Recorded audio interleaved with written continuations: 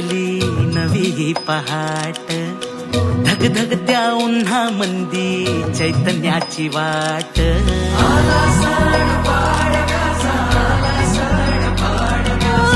फुलांची ती माळ सजली रांगोळीचा थाट, वसंताचा वारा भिनला आनंदाची लाट. हे मनात भरा सारा गोडवा नात्याचा, बाण मराठी हा उजळ माथ्याचा.